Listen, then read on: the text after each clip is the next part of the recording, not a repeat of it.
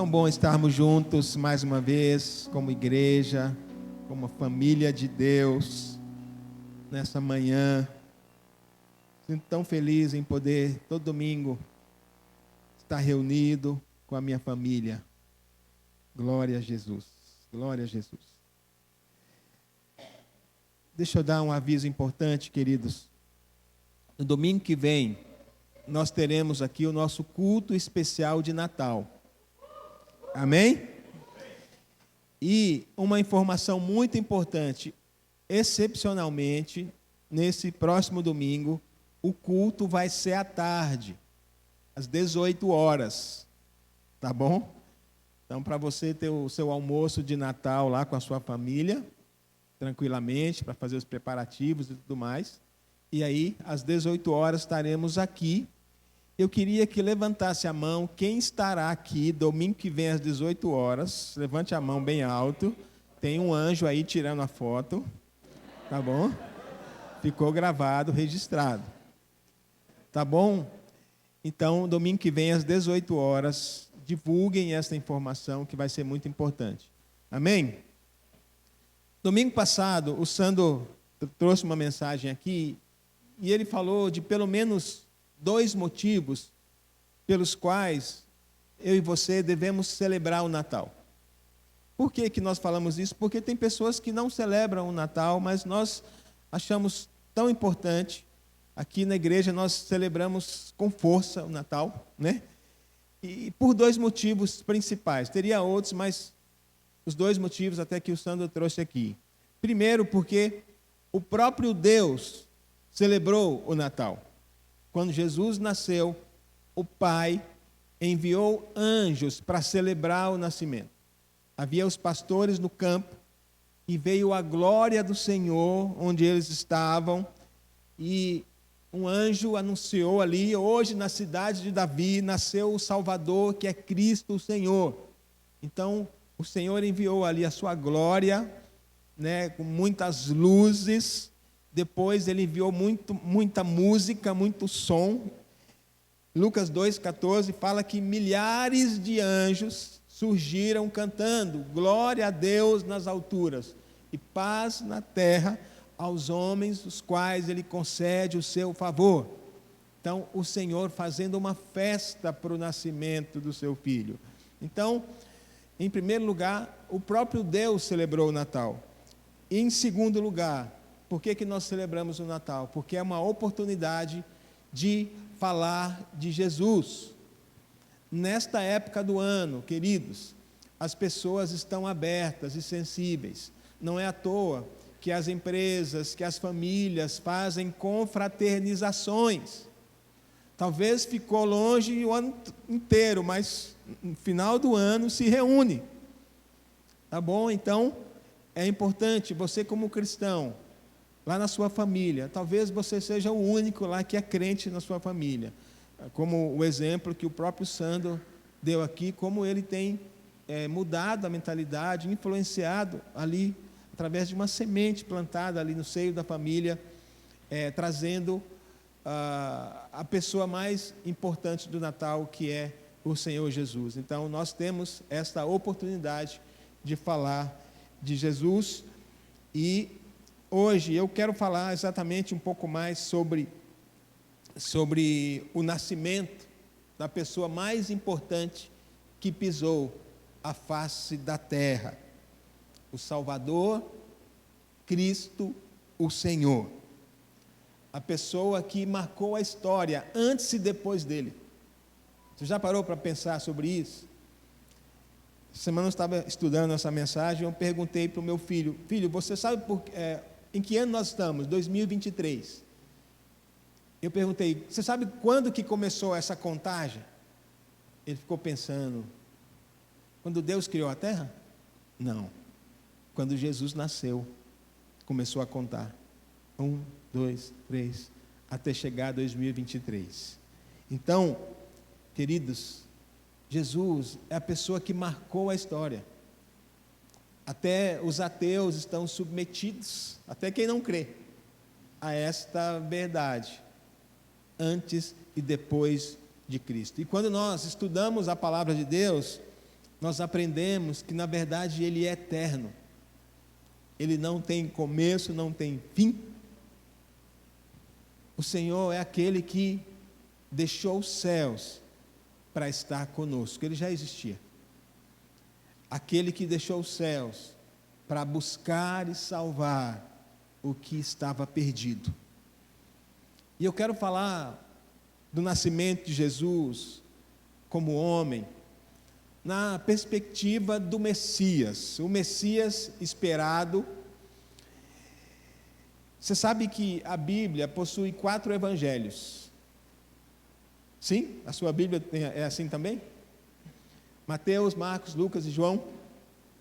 Porém, tem um livro da Bíblia, do Velho Testamento, que é considerado o 5º evangelho. Como assim?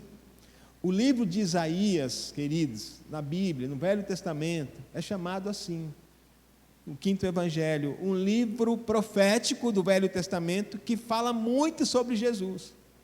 Nós pensamos que Jesus está presente somente no Novo Testamento. Jesus estava presente desde a criação do mundo.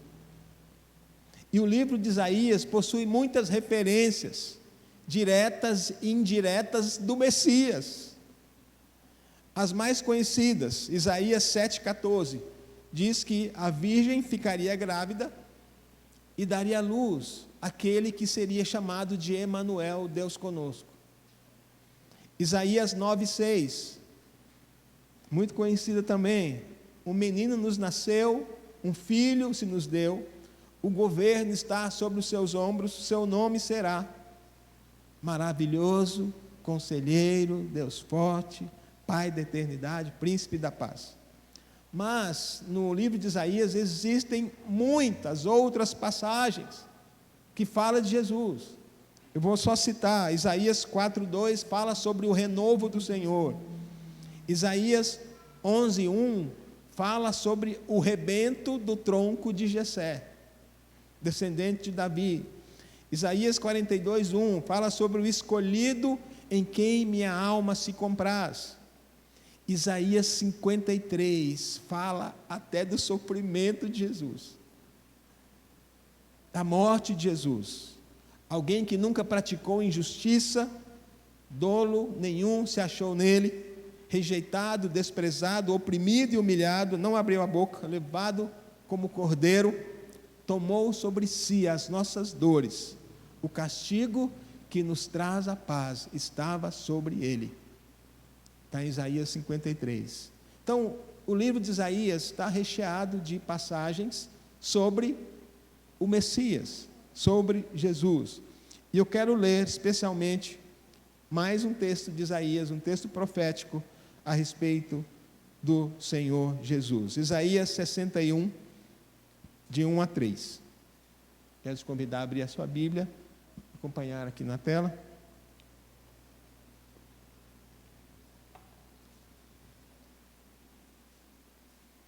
Quem achou, diga amém.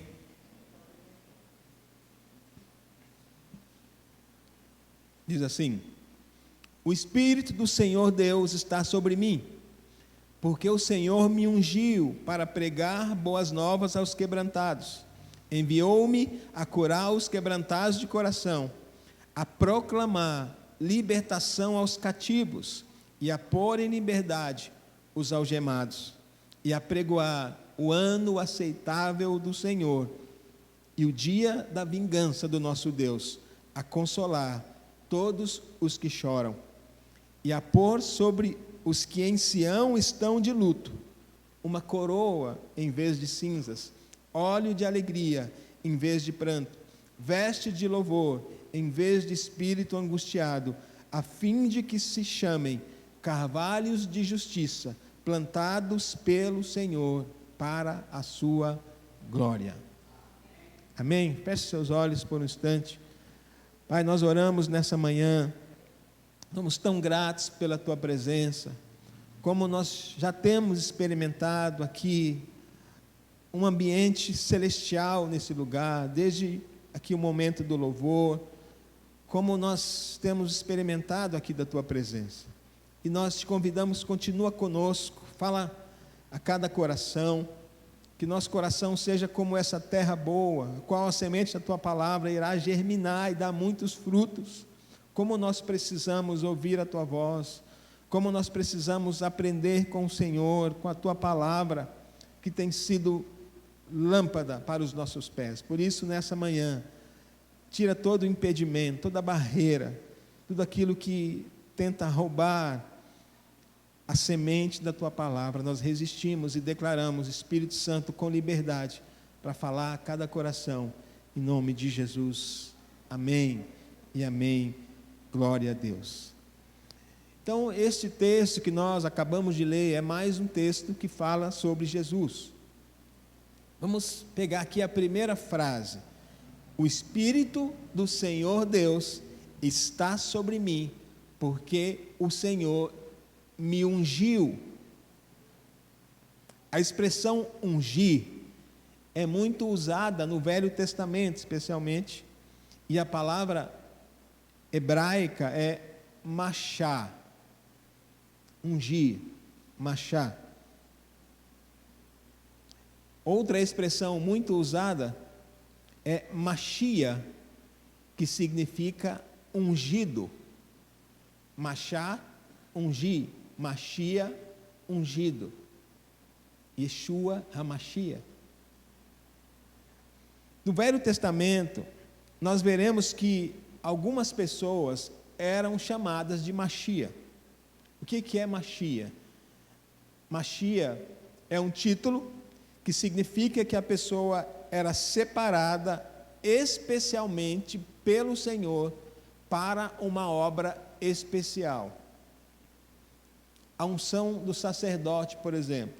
Dentro da cultura judaica, o sacerdote era responsável em representar o povo diante do Senhor. Havia então uma cerimônia de consagração, com vários elementos ali naquela cerimônia, entre eles a unção com óleo. Então, o óleo da unção, que representa o Espírito Santo, fazia parte da consagração do sacerdote, que estava sendo ungido, separado para uma função, para o ministério. Êxodo 29, você estudar esse texto, fala sobre a consagração de Arão e seus filhos. Então, o sacerdote era chamado de Machia, que significa ungido. Amém? Outro tipo de unção que havia no Velho Testamento, a unção de rei. Quando era para escolher um rei, um dos elementos era justamente a unção com óleo. E o rei era também chamado de ungido do Senhor. Você pode ler em 1 e 2 Samuel. Então, dentro da cultura judaica, o povo judeu esperava ansiosamente pelo maior ungido, pelo Machia esperado, ungido do Senhor, sacerdote e rei, que libertaria e governaria Israel. O povo judeu, ele nutria essa esperança, uma expectativa tão grande pela chegada do Messias. Zacarias 9:9 diz: alegra filha de Sião, eis que vem o Rei Salvador. Então havia uma expectativa daquele que era o cara, o ungido do Senhor. Isaías 62:11 fala assim: eis que o Senhor fez ouvir até as extremidades da terra estas palavras, dizei à filha de Sião, eis que vem o teu Salvador, vem com ele a sua recompensa. No Salmo 45 fala, o teu trono é para sempre, ele vai governar para sempre. Ele diz assim, por isso Deus o ungiu como a nenhum outro, como a nenhum dos seus companheiros. Então, o povo judeu aguardava o surgimento do Salvador, que era chamado por eles de o Messias, que haveria de vir. Então eles aguardavam dia e noite o Salvador prometido. Então o povo conhecia as Escrituras, conhecia as profecias, e o texto de Isaías é profético, na primeira pessoa, o Espírito do Senhor está sobre mim porque me ungiu. Agora nós vamos para o Novo Testamento. Jesus já está ali, caminhando pelas cidades e aldeias, pregando o Evangelho, curando e libertando as pessoas. E ele retorna a Nazaré, onde ele fora criado. Lembrando, só para a gente não errar, Jesus nasceu em Belém, mas ele foi criado em Nazaré. E ele começou o seu ministério em Cafarnaum, região do Mar da Galileia, e chega um tempo que ele retorna para Nazaré, a cidade onde ele cresceu, onde ele foi criança, onde ele foi adolescente, né? Então nós vamos ler um texto aqui, Lucas 4, 16 a 22, que fala desse momento que ele retorna justamente a Nazaré. Lucas 4, 16 a 22. Fala assim: indo para Nazaré, onde fora criado, entrou num sábado na sinagoga, segundo o seu costume, e levantou-se para ler. Então, havia esse costume na sinagoga. Algumas pessoas, elas teriam esse privilégio de poder ir à frente e ler ali as escrituras e tudo mais, e ele fez isso. Então lhe deram o livro do profeta Isaías, e abrindo o livro, achou o lugar onde estava escrito: o Espírito do Senhor está sobre mim, pelo que me ungiu para evangelizar os pobres, enviou-me para proclamar a libertação aos cativos, a restauração da vista aos cegos, para pôr em liberdade os oprimidos e apregoar o ano aceitável do Senhor. Tendo fechado o livro, devolveu ao assistente e sentou. E todos na sinagoga tinham os olhos fitos nele. Então passou Jesus a dizer-lhes: hoje se cumpriu a escritura que acabais de ouvir.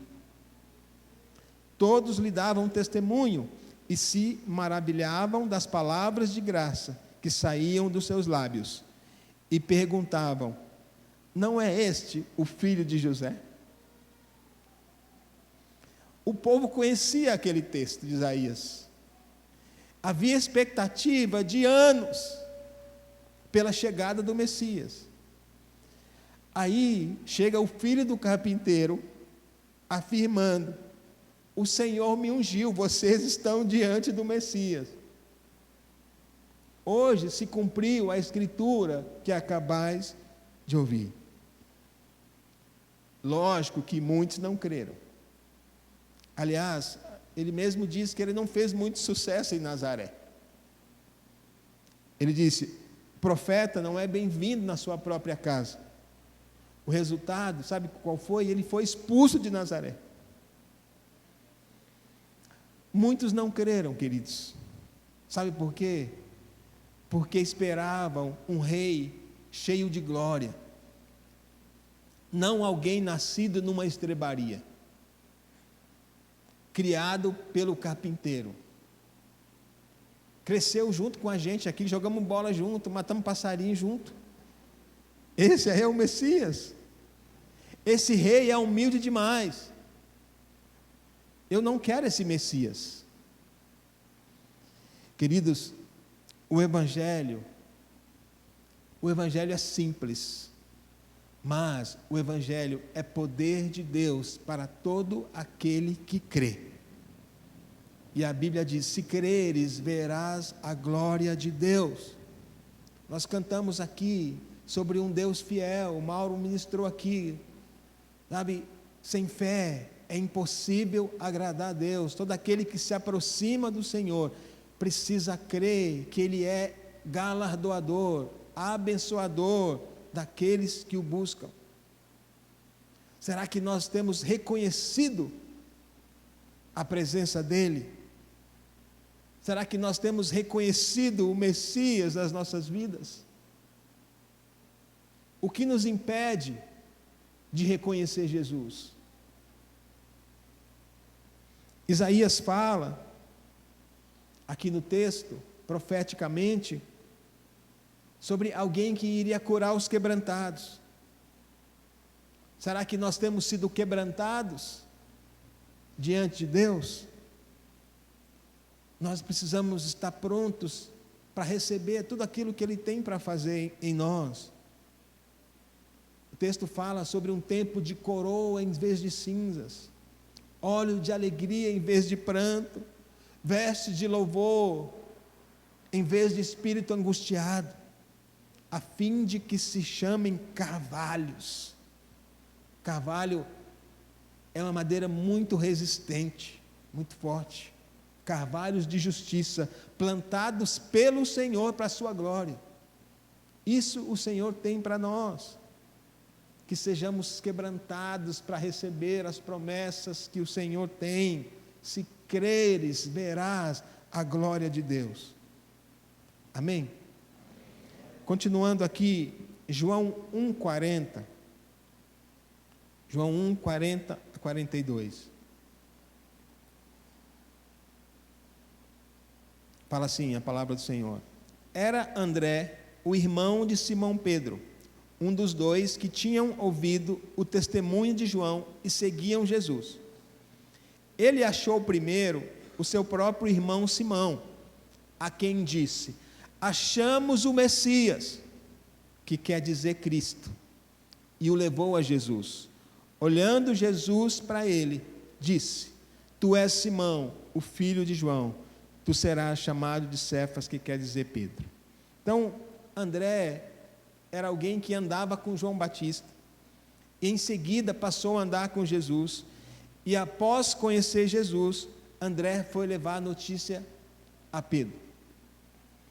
Imagina a alegria de dar uma notícia como essa: achamos o Messias.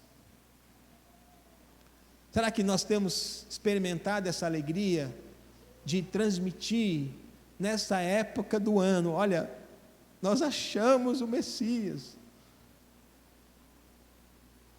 A melhor notícia para um judeu naquela época, e a melhor notícia para nós hoje: achamos o ungido do Senhor. É uma coisa, queridos, muito esperada. As pessoas lá fora, elas não sabem, mas há um anseio no coração pelo Senhor. João 1, 43 a 46.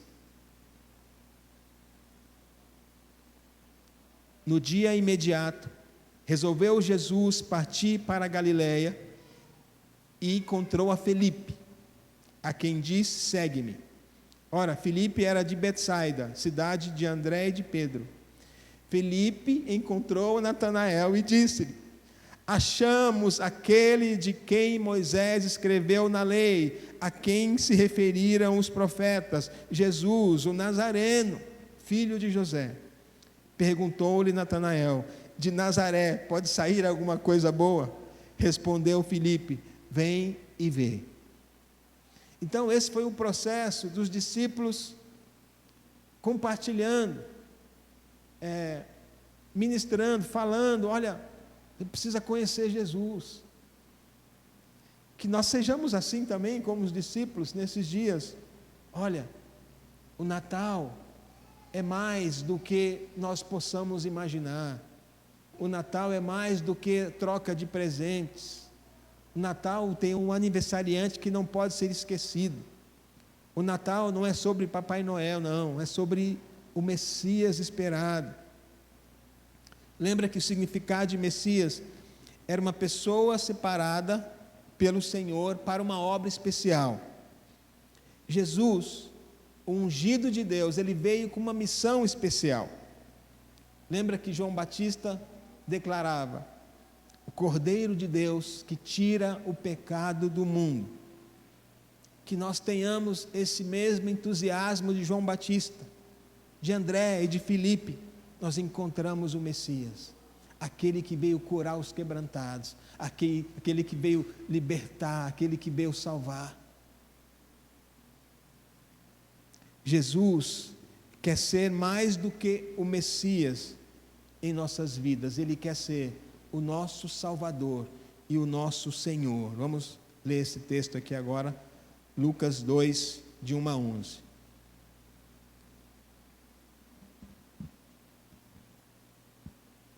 Lucas 2, de 1 a 11.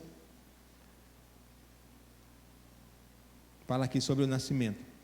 Naqueles dias foi publicado um decreto de César Augusto, convocando toda a população do império para recensear-se, ou seja, para serem contados. Este o primeiro recenseamento que foi feito quando Quirino era governador da Síria. Todos iam alistar-se, cada um à sua própria cidade. José também subiu da Galiléia, da cidade de Nazaré, para a Judéia, a cidade de Davi, chamada Belém, por ser ele da casa e família de Davi, a fim de alistar-se com Maria, sua esposa, que estava grávida. Estando eles ali, aconteceu completarem-se-lhe os dias, e ela deu à luz o seu filho primogênito, enfaixou e deitou numa manjedoura, porque não havia lugar para eles na hospedaria. Havia naquela mesma região pastores que viviam nos campos e guardavam os seus rebanhos durante as vigílias da noite. E um anjo do Senhor desceu aonde eles estavam, e a glória do Senhor brilhou ao redor deles, e ficaram tomados de grande temor. O anjo, porém, lhes disse: não temais, eis aqui vos trago boa nova de grande alegria, que o será para todo o povo. É que hoje vos nasceu, na cidade de Davi, o Salvador, que é Cristo o Senhor. Amém? Vamos analisar um pouquinho o versículo 11, que foi o último versículo lido aqui. Hoje vos nasceu na cidade de Davi o Salvador, que é Cristo o Senhor. A palavra Cristo, para quem não sabe, é a palavra Messias em grego. Christos. Cristo e Messias significa a mesma coisa, ungido. Hebraico, Messias vem do hebraico e Cristo do grego. Cristo, Salvador e Senhor. São as três expressões do versículo 11 de Lucas 2. Desde que eu me converti, eu aprendi que Jesus é meu Salvador e Senhor. Amém? Agora, uma coisa que nós costumamos ouvir, não sei se você já ouviu isso, é que existem pessoas que recebem Jesus somente como Salvador, mas não o recebem como Senhor. Como pode ser isso? Não dá para a gente pensar uma coisa separada da outra.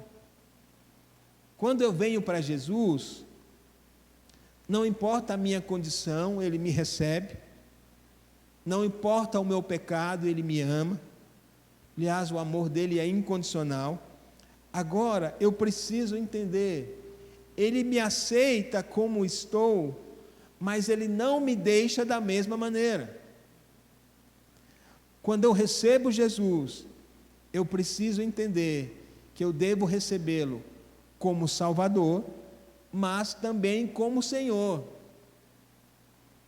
Quando Jesus fala, vai, não peques mais, Ele nos dá autoridade sobre o pecado. O que acontece é que, talvez sem querer, a igreja tenha passado a seguinte mensagem: receba Jesus como Salvador, e depois você tenta colocá-lo como Senhor. O fato é que é impossível.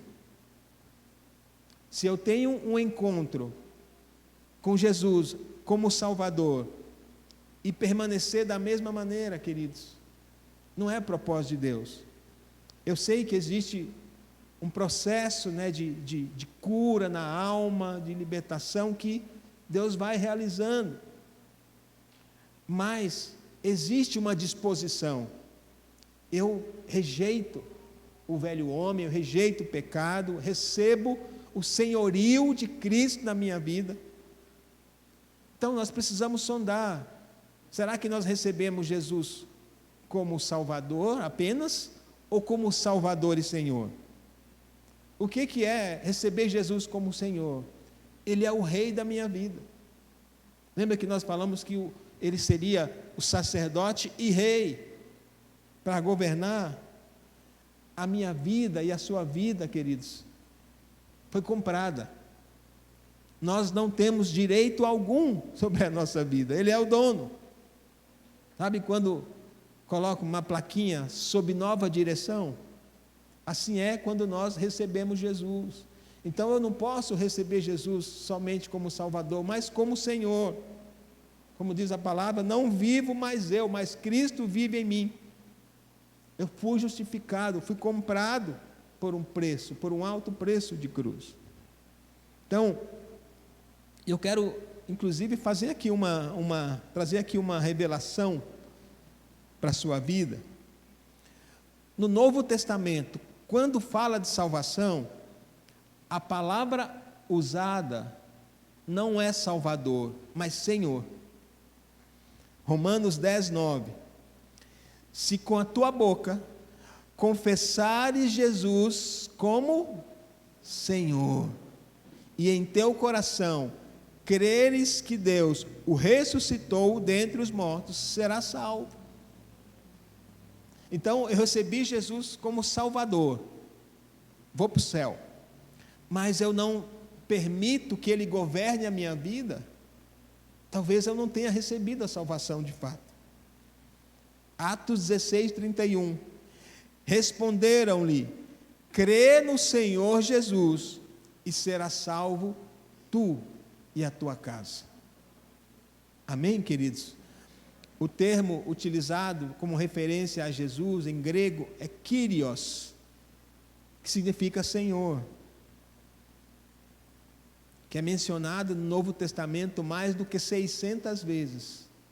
Jesus, o Senhor. O termo Jesus como Salvador é mencionado 16 vezes no Novo Testamento, e o termo Senhor 600 vezes. Isso deve dizer alguma coisa para nós. Os apóstolos nunca apresentaram Jesus apenas como Salvador. Então, Jesus é o Filho de Deus que morreu, ressuscitou e é o Senhor. Amém, queridos? Para ser salvo, o pecador deve crer em Cristo e confessá-lo como Senhor, com todas as implicações que essa palavra contém. Eu não posso aceitar Jesus, receber o perdão e falar, ok, mas agora da minha vida cuido eu. Esta possibilidade não existe. Ou você governa, ou Cristo governa. Serve para mim também. Ou eu me autogoverno, ou Cristo governa a minha vida. Então, quando eu entendo a salvação, eu entrego a Ele todas as áreas da minha vida. Cristo se torna o Senhor. Quero convidar já a equipe de louvor. Tem uma palavra que diz: porque dele, por Ele e para Ele são todas as coisas. Amém, queridos? Então, para que Jesus seja o meu Salvador, eu devo reconhecê-lo como Senhor. Este é o ponto central do Evangelho do Reino de Deus. Quero te convidar a ficar de pé, e eu quero contar uma história para vocês. Fique de pé em nome de Jesus. Durante as guerras na Europa, muitas guerras do passado, as mães procuravam mostrar para os seus filhos, ajudando a lembrar dos pais que estavam na guerra lutando. Talvez os pais passavam anos no campo de batalha, e os filhos nem conheciam o pai direito. E a mãe, desejando manter o filho sempre lembrando o pai. Tem uma história que aconteceu, uma história verídica, nos Estados Unidos, durante a Segunda Guerra Mundial. Aquela mãe, o pai do filho daquela mulher, estava do outro lado do oceano lutando na guerra. Todo dia, ela levava o seu filho no seu quarto, onde tinha uma foto bem grande do pai daquele menino. Esse é o seu pai. E um dia ele vai voltar. Um dia ele vai voltar. E aquele menino, sempre ele olhava para aquele quadro, e um dia ele ficou olhando para aquele quadro, para aquela foto, para aquela imagem, e com muita saudade ele disse, como uma voz embargada: seria tão bom se ele descesse do quadro para ficar conosco. Há anos já que aquele pai estava longe, lutando na guerra. Por séculos, a humanidade dizia: seria tão legal que ele descesse para ficar conosco aqui na terra. E o Senhor Jesus, Ele deixou a sua glória, Ele rasgou os céus para nos mostrar como é o Pai, para nos revelar o amor do Pai, o cuidado do Pai, aquele que era esperado por anos, por séculos. Ele veio, e Ele veio como um rei humilde. Ele não veio cheio de glória, mas Ele veio para governar os corações. Ele veio para reinar os corações. Que nesses dias que nós possamos receber a revelação do Pai através do Natal,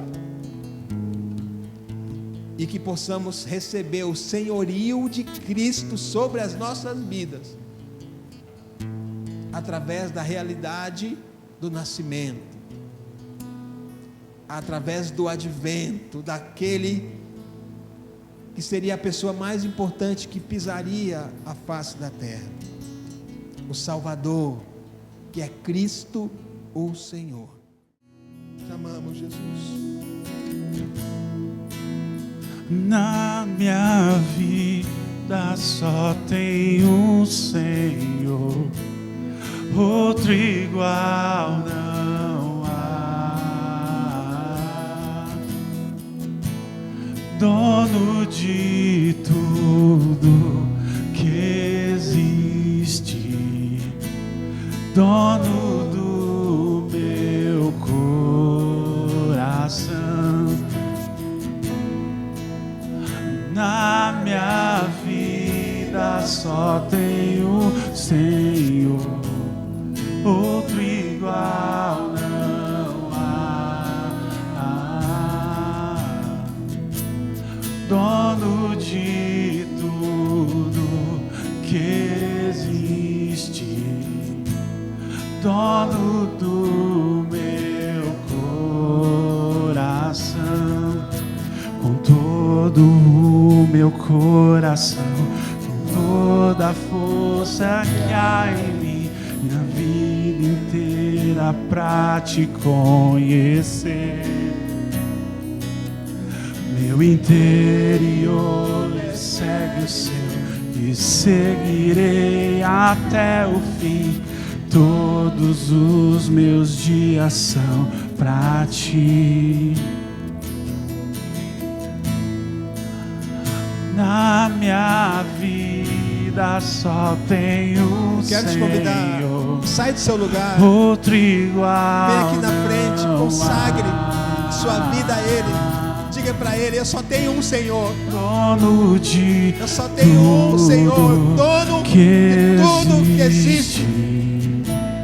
dono do para reinar sobre meu mim, para reinar sobre os meus com medos, todo para reinar o sobre meu as minhas coração, fraquezas, com toda pra a reinar sobre as força minhas que há dúvidas. em mim, minha vida inteira pra que a te minha vida inteira seja para conhecer. te exaltar, para te conhecer. Meu interior persegue o seu, te seguirei até o fim. Todos os meus dias são pra ti. Diga para ele, te Com todo seguirei. o meu coração, com toda a força que há em mim, minha vida inteira pra te conhecer. Meu interior persegue o seu, te seguirei até o fim. Todos os meus dias são pra ti. Todos os meus dias são pra ti. Todos os meus dias são pra ti. Te seguirei até o fim. Diga para ele Te isso. seguirei até o fim. Te seguirei até o fim. Te seguirei. Te seguirei até o fim. Te seguirei até o fim. Te seguirei até o fim.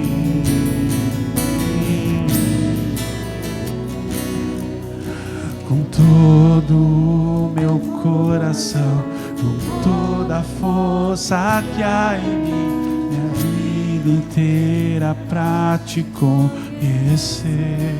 Quero te Meu conhecer.